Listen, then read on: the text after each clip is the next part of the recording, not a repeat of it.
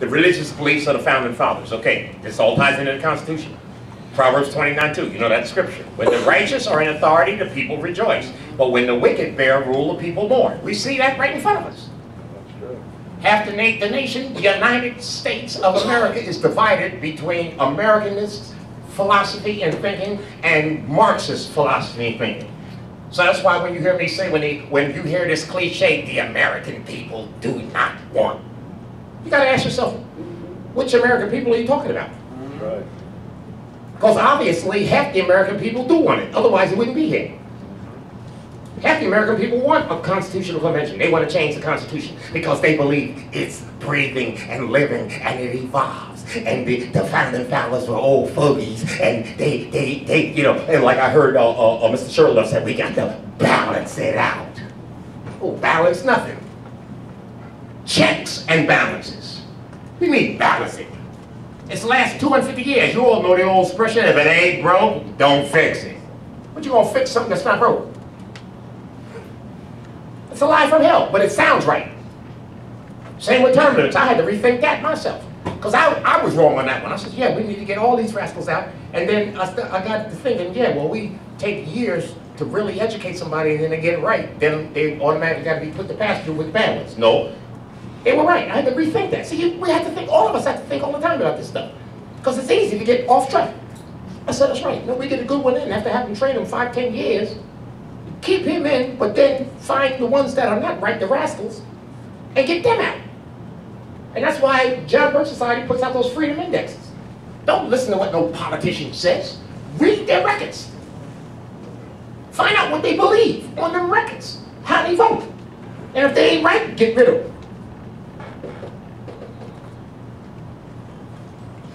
Some of these long ones I'm just going to go by. This one is important. The philosophical worldview of the founding fathers came right out of Romans, chapter 2.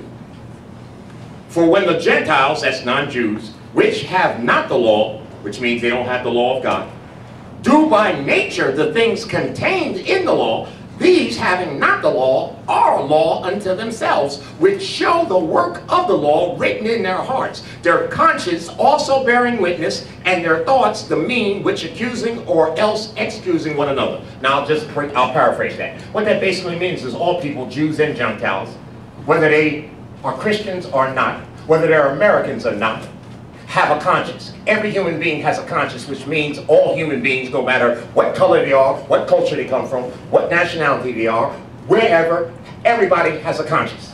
Which means everybody knows the moral law inside of them, what's right and what's wrong. That's why I don't care where you go in any culture, the most pagan culture, if they commit something against the moral law of God, say for example, theft, thou shalt not steal. Guess what? If they do that, guess what? They're not going to stand there, steal or murder or do something that they know in their heart is wrong and then stand there like they didn't know it was wrong. They're going to make sure nobody's looking. I ain't seen yet somebody go in the police station and commit a crime right in the cop shop. They ain't going to do it because they know something's wrong with committing crime. So what Paul's saying here is everybody has a conscience and God has put it in every person's heart to know right from wrong, whether they're Christian or not. Think about that.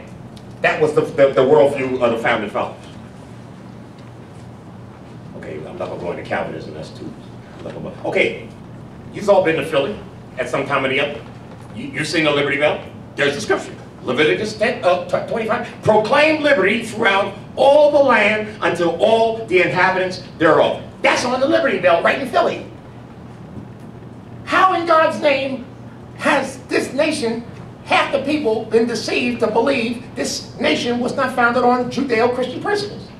You go to Washington, you would have to take a sandblaster to get rid of all the scriptures and all the Christian imagery in Washington, not to mention, in that little book I wrote, the state preambles for every state gives glory and honor to God. How in God's name? That's why they want these con-cons. They want to erase that stuff. They don't want you to know it. Because if they can get it out your mind and out your conscience, then they can come back with just like Mr. Shirtliff said. This state up here, for example, Massachusetts. You got one of the biggest perverts been sitting in Congress forever, Barney Frank. You mean to tell me if Barney Frank picks who's going to go to the con, you think he's going to pick a fire-breathing heterosexual to go? No, he